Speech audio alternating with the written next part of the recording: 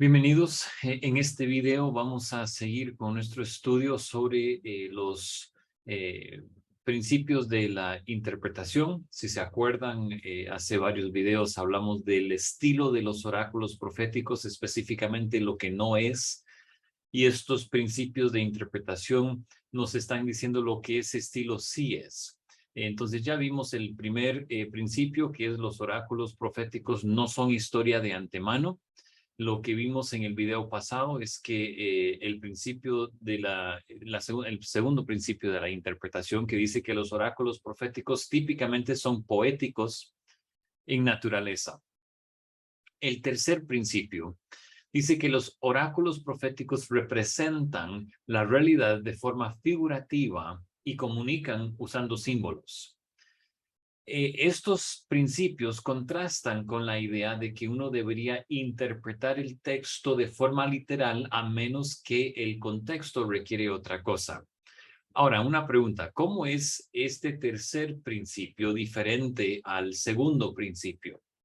Bueno, en realidad es que va más allá de meramente efectos poéticos. La poesía utiliza las metáforas, eso es diciendo que Dios es una roca o Dios es una fortaleza, etcétera, que no deben ser entendidas de forma literal. Los profetas usan las metáforas y lo demás, pero estoy hablando ya de algo más allá del hecho de que los profetas usan un lenguaje de simbolismo. Usan las imágenes y los símbolos y lo demás para hacer puntos teológicos y para dar revelación profética, no con el propósito de hacer una composición poética linda. Y hay varios textos que demuestran esto. Por ejemplo, Oseas 12:10 dice, yo les he hablado a los profetas y aumenté las visiones y por medio de ellos me comuniqué en parábolas. Ahora, quiero que noten ahí el paralelismo entre visiones y parábolas. Los dos conceptos se ven relacionados en este texto. Una definición de parábola es un símil extendido, una metáfora extendida, una comparación extendida o con o sin la palabra como. Por ejemplo, el reino de Dios es o el reino de Dios es como una semilla de mostaza. Es un ejemplo de una metáfora extendida, ¿verdad? En las parábolas, diferentes elementos tienen la intención de representar otras cosas. Tierras, por ejemplo, hacen referencia a diferentes tipos de personas en algunas parábolas, etc. Ahora, consideramos unos ejemplos específicos. Ezequiel 17, 1 al 4 dice, la palabra del Señor vino a mí y me dijo, hijo del hombre, dile al pueblo de Israel que descifre la siguiente parábola. Dile que así ha dicho su Dios y Señor. Un águila enorme de grandes alas y de plumaje espeso y muy colorido vino al Líbano y agarró la copa del cedro. Le arrancó el más alto de sus renuevos y lo llevó a un país de mercaderes y allí lo plantó. Si saltamos a los versículos 11 al 13, dice la palabra del Señor vino a mí y me dijo, dile ahora a ese pueblo rebelde, ¿todavía no entienden lo que esto significa? Y diles también, como ustedes saben, el rey de Babilonia vino a Jerusalén y tomó prisionero al rey y a los príncipes de ustedes y se les llevó a Babilonia. Se los llevó a Babilonia. Se llevó también a la gente más importante del país y tomó prisionero a un miembro de la familia real con el que hizo un pacto bajo juramento. La descripción de esta águila es explicada como haciendo referencia al rey de Babilonia. Un símil o una metáfora simple podría ser utilizada en la poesía para comparar el rey de Babilonia con una águila, indicando que, por ejemplo, es feroz o poderoso o rápido, etcétera. Todos son cualidades de un águila, pero una parábola va mucho más allá de eso. Es un escenario completamente desarrollado acerca de una águila.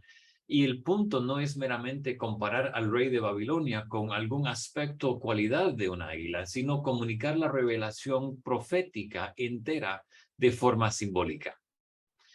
¿verdad? También podemos ver indicaciones explícitas de comunicación simbólica en varios textos proféticos. Si saltamos al Nuevo Testamento y consideramos Apocalipsis 17, del 7 al 8, perdón, 19, 7 al 8, leemos, regocijémonos y alegrémonos y démosle gloria.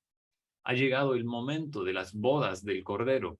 Ya su esposa se ha preparado y será concedido vestirse de lino fino, limpio y refulgente. Y es que el lino fino simboliza las acciones justas de los santos. Esto no es una metáfora poética estándar. O sea, no es comúnmente asumido que si uno encuentra lino fino en un texto que tiene este tipo de significado. Tiene este significado en este texto porque el texto mismo lo revista con este tipo de significado. En Apocalipsis 11, versículos 7 y 8, leemos: cuando terminen de dar su testimonio, la bestia que sube del abismo luchará contra ellos y los vencerá y les dará muerte. Sus cadáveres quedarán tenidos en las calles de la gran ciudad, la que en sentido espiritual se llama Sodoma y también Egipto, donde el Señor de ellos fue crucificado. Otra vez, algo está siendo descrito en términos simbólicos, no términos literales.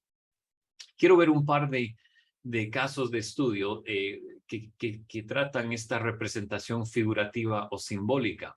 Y los dos ejemplos vienen del libro de Joel. Primero, Joel 1:4 dice: lo que la oruga dejó, se lo comió el saltón, y lo que dejó el saltón, se lo comió el revoltón, y lo que el revoltón dejó, se lo comió la langosta. Si saltamos a 2:25, dice: yo les resarciré por los daños que les causaron la oruga, el saltón, el revoltón y la langosta. Ese gran ejército que el Señor envió contra ustedes. Muchos dicen que este es precisamente lo que trata el libro de Joel, una plaga terrible de langostas. ¿Es posible eso? Bueno, claro que es posible, teóricamente hablando, pero quiero que noten algo. Primero, en el versículo 6, dice que son un pueblo. Dice: un pueblo fuerte y muy numeroso viene contra mi tierra. Sus dientes y sus muelas parecen de león. Luego dice que son del norte, 2:20. Dice: haré que esa gente del norte se aleje de ustedes y los lanzaré a una tierra seca y desierta. Su vanguardia la arrojaré hacia el mar oriental y su retaguardia la echaré al mar occidental. Su hedor putrefacto se esparcirá por los aires porque yo hago grandes cosas. Y tercero, dice que su venida es el día del Señor, en 1, 2, 3 y 15. Joel 1:15 dice: ay del día del Señor, cercano está y viene como un día de destrucción de parte del Todopoderoso. Tales indicadores hacen una interpretación literal improbable de este texto. El segundo ejemplo, como dije, también viene del libro de Joel, capítulo 2, versículos 30 y 31. Y haré prodigios en el cielo y en la tierra, con sangre y fuego y columnas de humo. El sol se convertirá en tinieblas y la luna en sangre antes de que venga el día grande y terrible del Señor.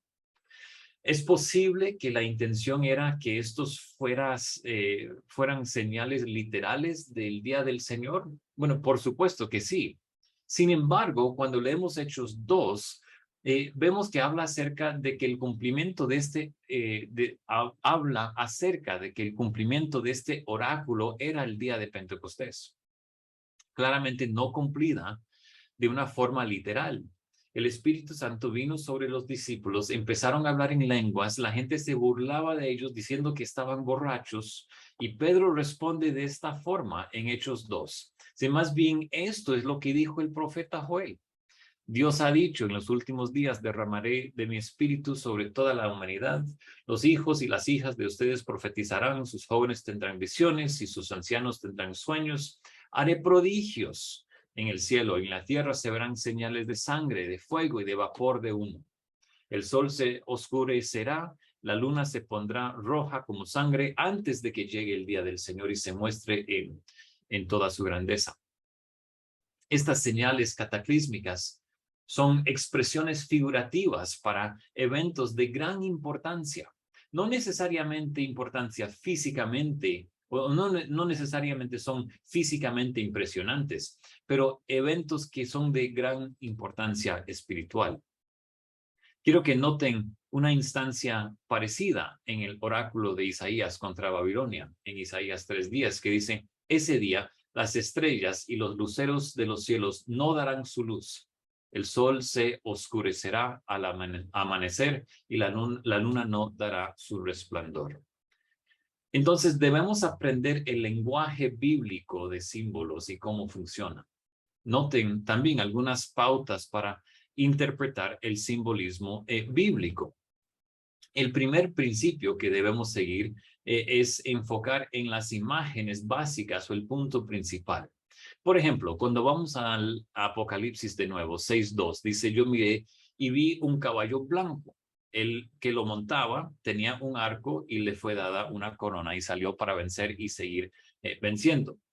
Ahora, ahí que tratar las imágenes como hubieran sido entendidos comúnmente a una audiencia general, no sobre los detalles pequeños de los cuales pocas personas tendrían conocimiento. Entonces, noten, por ejemplo, en este texto de Apocalipsis 6:2, el primer jinete del Apocalipsis con su arco. Algunos lo han asociado con el reinado de Nerva y sus sucesores, como su familia era de Creta, y el arco era como el emblema nacional de Creta. Pero ¿cuánta gente hubiera supido eso? Más bien, es mucho mejor tomarlo como una imagen de conquista y de victoria. Segundo, hay que interpretar los símbolos de forma consistente. O sea, no podemos saltar de una interpretación simbólica, luego a uno literal y viceversa. Podemos cambiar el uso de palabras individuales de forma muy rápida, pero eso es algo completamente diferente. Aquí estamos hablando de imágenes o de símbolos grandes que se desarrollan en los textos. Entonces, otra vez en Apocalipsis 9:14, esa voz le decía al sexto ángel que tenía la trompeta, desata a los 4 ángeles que están atados junto al gran río Éufrates. Y en 16:12, el sexto ángel derramó su copa sobre el gran río Éufrates y el agua del río se secó para preparar el camino a los reyes que venían del oriente. Este es un área donde el principio es violado muy a menudo y de forma grave. Nombres geográficos. Por ejemplo, en Apocalipsis, Babilonia típicamente es entendido como una referencia a Roma en ese entonces, lo cual más tarde se entendió como la Iglesia Católica Romana, pero eso es otra cosa. Sin embargo, el Éufrates, uno de los ríos asociados con Babilonia, y una de sus fuentes de vida, ¿verdad? Es interpretada como el río literal y entonces se hace referencia al pueblo, al poder islámico. Claramente no hacía referencia al Éufrates literal en el libro de Apocalipsis, pero esa es la forma de la cual muchos expositores lo entienden el día de hoy. Parte de entender cómo el simbolismo bíblico funciona involucre sabiendo de dónde la Biblia consigue o deriva sus símbolos en general, ¿verdad? Y esas fuentes incluyen el mundo y también la naturaleza y la historia bíblica o redentora, ¿verdad? Los profetas no solamente tomaban sus representaciones figurativas del futuro del mundo natural, como las langostas en Joel que vimos, ¿verdad? También tomaron imágenes de las escrituras y de la historia del pueblo de Dios, la historia bíblica o la historia de la redención. Por ejemplo, Oseas predice la llegada de la esclavitud o el cautiverio de Israel, describiéndola como una vuelta a Egipto. Pero en el contexto queda claro que la amenaza no es Egipto, sino realmente era Asiria. Así dice Oseas 8, 13 al 14. En cuanto a mis ofrendas de sacrificios, sacrifican la carne y la comen, pero el Señor no se ha complacido en ellas. Ahora se acordará de su iniquidad y los castigará por sus pecados. Ellos volverán a Egipto, pues Israel se ha olvidado de su hacedor y ha edificado palacios y Judá ha multiplicado ciudades fortificadas, pero yo enviaré fuego a sus ciudades que consumirá sus fortalezas. El hecho es que Egipto no era el peligro para el reino del norte en este momento. ¿Quién es que destruyó el norte? Era Asiria. Entonces Asiria se presenta en este caso como un nuevo Egipto y el castigo que le espera a Israel es como un nuevo cautiverio en Egipto. Oseas 9:3 dice, no permanecerán en la tierra del Señor, sino que Efraín volverá a Egipto y en Asiria comerán cosas inmundas. La peregrinación por el desierto se describe también como un acontecimiento futuro. Ezequiel 20:33 al 35, vivo yo, declara el Señor Dios, que con mano fuerte y brazo extendido y con furor derramado yo seré rey sobre vosotros y os sacaré de entre los pueblos y os reuniré de las tierras donde estáis dispersos con mano fuerte, con brazo extendido y con furor derramado. Y os llevaré al desierto de los pueblos y allí entraré en juicio con vosotros cara a cara. Habacuc imagina el juicio sobre los babilonios como una reaparición de Dios en Temán, del que se habla originalmente en el libro de Deuteronomio. De hecho, Deuteronomio 33:1 al 2 dice, esta es la bendición con la que Moisés, varón de Dios, bendijo a los hijos de Israel antes de morir. Dijo, el Señor vino del Sinaí y les esclareció desde Seir, resplandeció desde el monte Parán y vino en medio de 10 millares de santos. A su diestra había fulgor centellante para ellos. Habacuc retoma esta idea en 3:3 al 4. Dice, Dios viene de Temán, el santo del monte Parán. Su esplendor cubre los cielos y su alabanza está llena de su alabanza está llena la tierra. Su resplandor es como la luz, tiene rayos que salen de su mano y allí se oculta su poder. El Nuevo Testamento también hace esto. Por ejemplo, Jesús hablando con Natán se refiere a la escalera de Jacob, que es una referencia a Génesis 28.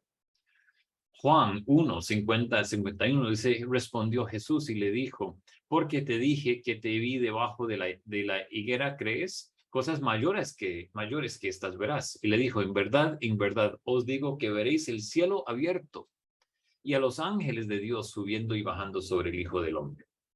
Judas describe a los malhechores contemporáneos como un nuevo ejemplo de la rebelión de Coré que encontramos en Números 16, diciendo, más estos blasfeman las cosas que no entienden y las cosas que como animales irracionales conocen por instinto. Por estas cosas son ellos destruidos. Ay de ellos, porque han seguido el camino de Caín y por lucro se lanzaron al error de Balaam y perecieron en la rebelión de Coré. Estos corresponden al concepto de tipología que hemos discutido antes. Los hechos históricos pasados muestran similitudes claves con los posteriores. Así, los anteriores son en cierto sentido proféticos de los posteriores. Ahora vamos a hacer una aplicación a un ejemplo más difícil y más discutido, y es el templo previsto por Ezequiel en Ezequiel 40-48. Se trata de una intención literal, es decir, el propósito de estos capítulos era profetizar la reconstrucción del templo, que de hecho ocurrió más tarde durante el reino de Darío. Yo afirmaría que esta no era la intención de estos capítulos y quiero que observen la introducción de lo mismo. Ezequiel 41-2.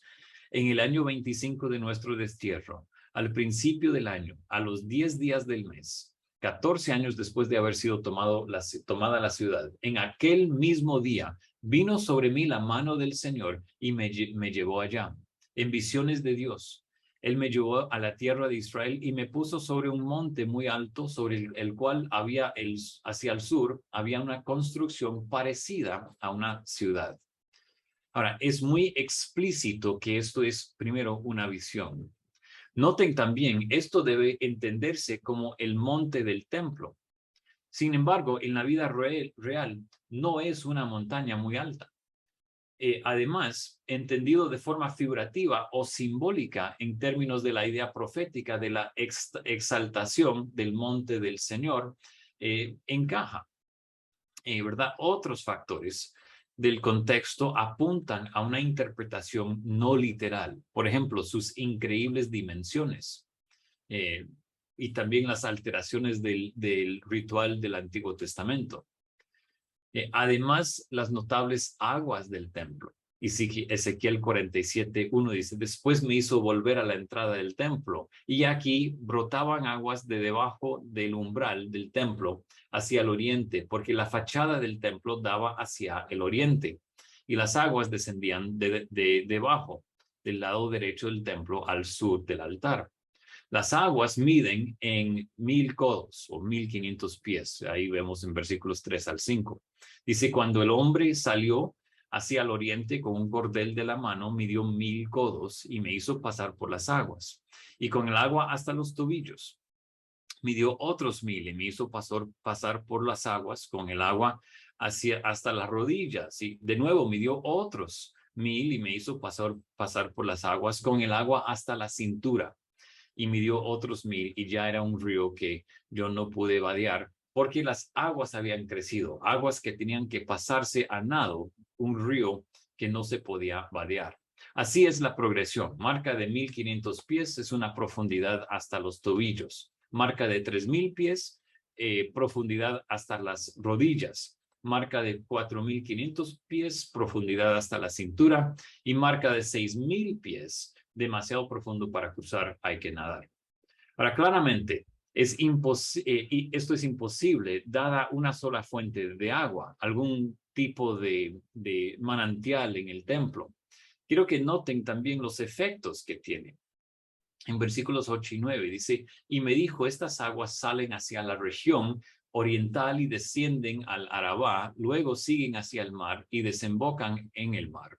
Entonces las aguas del mar quedan purificadas.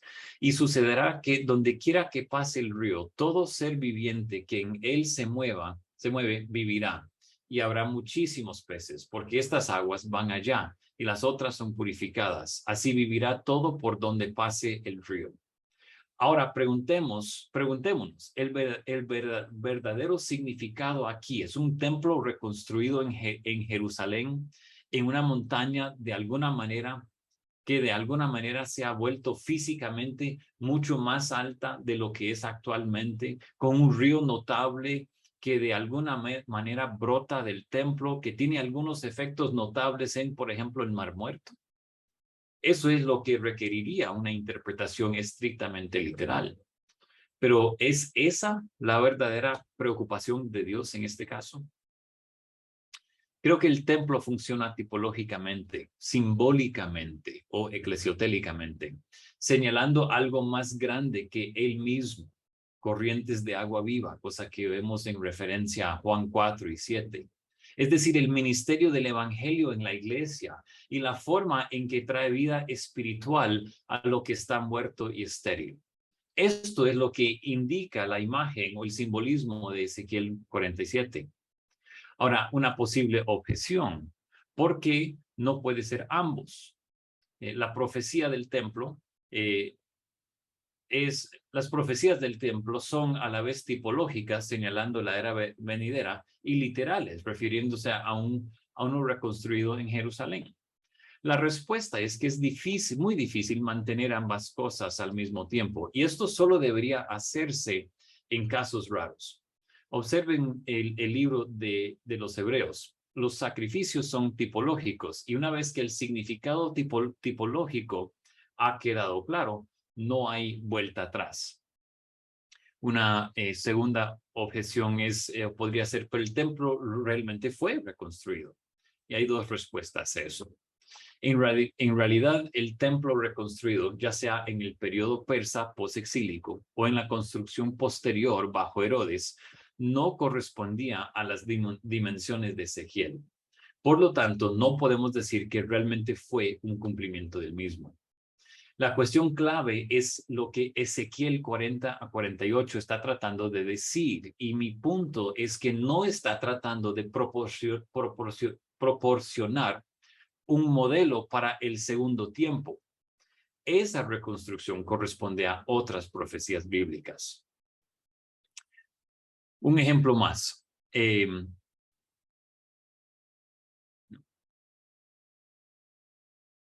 Un ejemplo más. Muchos cristianos de la tierra prometida.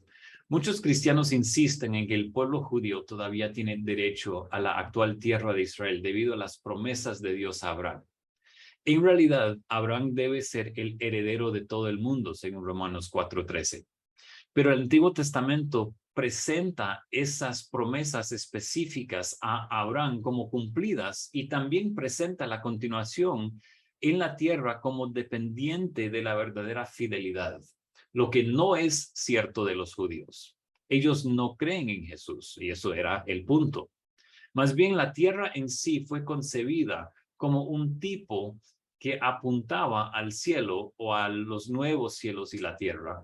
Y una vez que esto ha quedado claro, ya no hay necesidad de buscar el cumplimiento literal.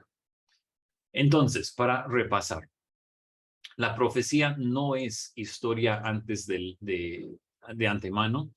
El estilo profético es poético. El estilo profético es figurativo o simbólico y necesitamos apreciar el simbolismo y aprender la forma adecuada de interpretarlo. Y nuestro último principio de interpretación es que los oráculos proféticos describen los eventos futuros gráficamente y no cronológicamente, que es lo que vamos a ver en el próximo video. Muchas gracias.